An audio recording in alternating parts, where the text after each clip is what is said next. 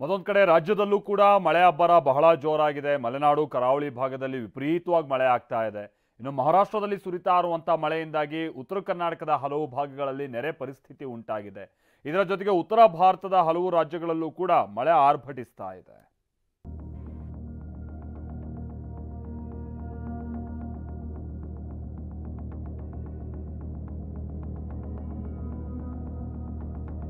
ಮಹಾಮಳೆ ಆರ್ಭಟ, ಬೆಳಗಾವಿಯಲ್ಲಿ ನೆರೆ ಭೀತಿ.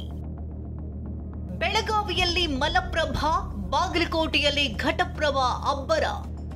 ಮಹಾರಾಷ್ಟ್ರದಲ್ಲಿ ಮಹಾಮಳೆ, ಬೆಳಗಾವಿಯಲ್ಲಿ ನೆರೆ. ಧಾರಾಕಾರವಾಗಿ ಸುರಿತಾ ಇರುವಂತಹ ಮಳೆಗೆ ಮಲಪ್ರಭಾ ನದಿ ಅಬ್ಬರಿಸುತ್ತದೆ. ಬೆಳಗಾವಿಯ ಹಲವೆಡೆ ಪ್ರವಾಹ ಪರಿಸ್ಥಿತಿ ನಿರ್ಮಾಣವಾಗಿದೆ. ಬೆಳಗಾವಿಯ ಕಿತ್ತೂರಿನ ತಾಲೂಕಿನ ಎಂಕೆ ಹುಬ್ಬಳ್ಳಿ ಪಟ್ಟಣದಲ್ಲಿರುವಂತಹ ಅಕ್ಕ ಗಂಗಾಂಬಿಕಾ ಐಕ್ಯ ಮಂಟಪದ ಕೆಳಭಾಗ ಮುಳುಗಡೆಯಾಗಿದೆ. ಪಶ್ಚಿಮ ಘಟ್ಟ ಭಾಗದಲ್ಲಿ ಧಾರಾಕಾರವಾಗಿ ಮಳೆ ಸುರಿತಾ ಇರುವಂತಹ ಕಾರಣಕ್ಕಾಗಿ ಸದ್ಯ ಈಗ ಮಲಪ್ರಭಾ ನದಿ ಅಪಾಯದ ಮಟ್ಟ ಮೀರಿ ಹರಿತಾ ಇರುವಂತದ್ದು. ಅದರ ಜೊತೆಗೆ ಮಲಪ್ರಭಾ ನದಿ ತಟದಲ್ಲಿರುವಂತಹ ಬೆಳೆಗಳಾಗಿರ್ಬೋದು, ದೇವಸ್ಥಾನಗಳಾಗಿರ್ಬೋದು ಜಲಾವೃತಗೊಳ್ತಾ ಇದ್ದಾವೆ. ಅದರಲ್ಲೂ ಮುಖ್ಯವಾಗಿ ಬೆಳಗಾವಿ ಜಿಲ್ಲೆಯ ಕಿತ್ತೂರು ತಾಲೂಕಿನ ಎಂಕೆ ಹುಬ್ಬಳ್ಳಿ ಅನ್ನುವಂತಹ ಏನು ಗ್ರಾಮದ ಹೊರವಲಯದಲ್ಲೇ ಅಕ್ಕ ಗಂಗಾಂಬಿಕಾ ಐಕ್ಯ ಮಂಟಪ ಏನಿದೆ, ಆ ಒಂದು ಐಕ್ಯ ಮಂಟಪಕ್ಕೂ ಈಗ ಮಲಪ್ರಭೆ ಸುತ್ತುವರೆದಿರುವಂತದ್ದು. ಮಲಪ್ರಭಾ ನದಿಗೆ 10,000 ಕ್ಯೂಸೆಕ್ ನೀರು ಒಳಹರಿವಿದ್ದು 20 ಅಡಿಗಳಷ್ಟು ಐಕ್ಯ ಮಂಟಪ ಮುಳುಗಿದೆ. ಅಲ್ಲದೆ ನದಿ ಪಕ್ಕದ ಜಮೀನುಗಳಿಗೂ ನೀರು ನುಗ್ಗಿದೆ. ಬೆಳಗಾವಿಯಲ್ಲಿ ಮಲಪ್ರಭಾ ನದಿ ಅಬ್ಬರಿಸಿದ್ರೆ ಬಾಗಲಕೋಟೆಯಲ್ಲಿ ಘಟಪ್ರಭಾ ಘರ್ಜಿಸಿದೆ. ಮುಧೋಳ ತಾಲೂಕಿನ ಅಂತಾಪುರದಲ್ಲಿ ಘಟಪ್ರಭಾ ನದಿ ಆರ್ಭಟಕ್ಕೆ ಸೇತುವೆ ಸ್ವಾಹವಾಗಿದೆ. ಅಂತಾಪುರ, ಜಂಬಗಿಕಿಡಿ ಎಂಬ 2 ಗ್ರಾಮಗಳ ಸಂಪರ್ಕ ಕಡಿತವಾಗಿದೆ. ನದಿಯ ಪ್ರಮಾಣ, ನೀರಿನ ಪ್ರಮಾಣ ಎಷ್ಟು ಮಟ್ಟಿಗೆ ಹರಿತಾ ಇದೆ ಅಂತಂದ್ರೆ ಸಹಜವಾಗಿ ಎಲ್ಲರಿಗೂ ಕೂಡ ಪ್ರವಾಹದ ಆತಂಕ ಕಾಡ್ತಾ ಇದೆ.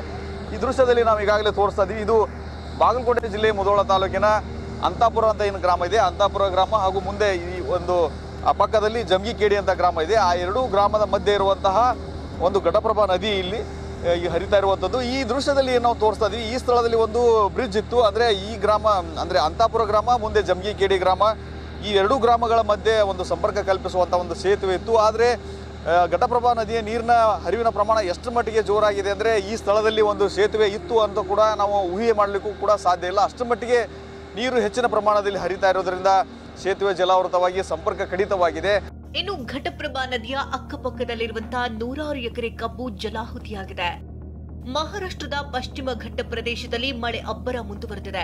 ಕೃಷ್ಣಾ ನದಿಗೆ ಅಪಾರ ಪ್ರಮಾಣದ ನೀರು ಹರಿದು ಬರುತ್ತಿದೆ. ಹೀಗಾಗಿ ಯಾದಗಿರಿ ಜಿಲ್ಲೆಯ ಹುಣಸಗಿ ತಾಲೂಕಿನ ನಾರಾಯಣಪುರ ಬಳಿ ಇರುವಂತಹ ಬಸವಸಾಗರ ಡ್ಯಾಂನ ಒಳಹರಿವು ಹೆಚ್ಚಿದೆ.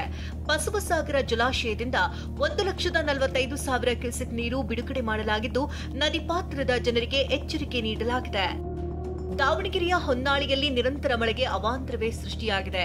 ಕುಂದೂರು ಮತ್ತು ನೆಲವನ್ನೇ ಗ್ರಾಮದ ನಡುವೆ ವಿದ್ಯುತ್ ತಂತಿಗಳ ಮೇಲೆ ಮರ ಉರುಳಿ ಬಿದ್ದಿದೆ.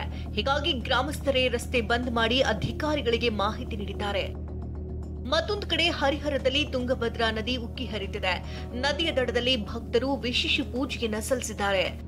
ಇತ್ತ ಕೊಡಗಿನಲ್ಲಿ ಮಳೆ ಆರ್ಭಟ ಮುಂದುವರೆದಿದ್ದು, ಭಾರೀ ಮಳೆಗೆ ಕಾರು ಮತ್ತು ಶೆಡ್ ಮೇಲೆ ಬಿದ್ದಂತಹ ಬೃಹತ್ ಮರ ಕಾಲೂರು ಗ್ರಾಮದಲ್ಲಿ ಘಟನೆ ನಡೆದಿದೆ. ಕುಕ್ಕೇರ ತಿಮ್ಮಯ್ಯ ಎಂಬುವರಿಗೆ ಸೇರಿದಂತಹ ಕಾರಿಗೆ ಹಾನಿಯಾಗಿದೆ. ಚಿಕ್ಕಮಗಳೂರಿನಲ್ಲಿ ಬಿರುಗಾಳಿ ಸಹಿತ ಮಳೆಗೆ ವಿದ್ಯುತ್ ಕಂಬಗಳು ಧರೆಗುರುಳಿವೆ. ವಿದ್ಯುತ್ ಇಲ್ಲದೆ ಕಳಸ ತಾಲೂಕಿನಾದ್ಯಂತ ಜನರು ಪರದಾಡಿದ್ದಾರೆ. ಮಳೆ ನಿಂತರೂ ವಿದ್ಯುತ್ ಸಂಪರ್ಕ ಕಲ್ಪಿಸದ ಮೆಸ್ಕಾಂ ವಿರುದ್ಧ ಜನರ ಆಕ್ರೋಶ ವ್ಯಕ್ತಪಡಿಸಿದ್ದಾರೆ.